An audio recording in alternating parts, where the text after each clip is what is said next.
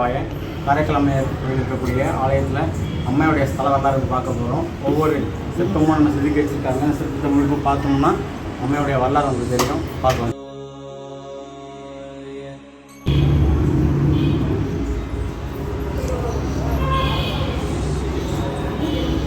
இவர்கள் தவத்தில் புனிதவதியார் பிறத்தல், புனிதவதியார் தன் தோழிகளுடன் சிவ வழிபாடு செய்தல், நாகப்பட்டினம் திருவணிகர் பரமதத்தருக்கும் புனிதவதியாருக்கும் திருக்கல்யாணம் நடைபெறும்.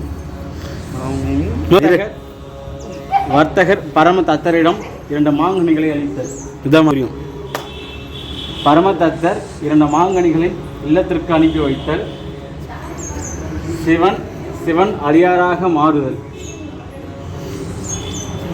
சிவனடியார் வேடத்தில் சிவபெருமான் புனிதவதியார் இல்லத்திற்கு வருதல், பசித்து வந்த அடியாருக்கு புனிதவதியார் சோற்றமுதோடு ஒரு மாங்கனியை படைத்தல், பகலுணவுக்கு வந்த பரமதத்த செட்டியாருக்கு உணவுடன் மற்றொரு மாங்கனியை பரிமாறுதல், கனிச்சுவையில் திளைத்த பரமதத்தர் மற்றொரு கனியையும் கேட்டல்,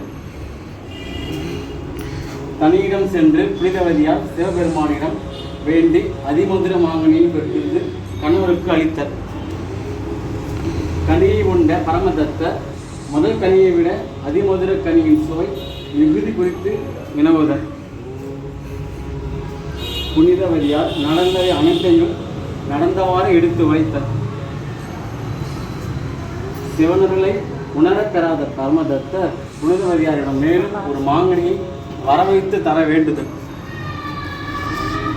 ஈசனிடம் பெற்றளித்த மாங்கனியை தம் கரம்பட்ட அளவில் மறைய கண்ட பரமதத்தர் தம் மனைவி தெய்வம் என்று அஞ்சுதல்,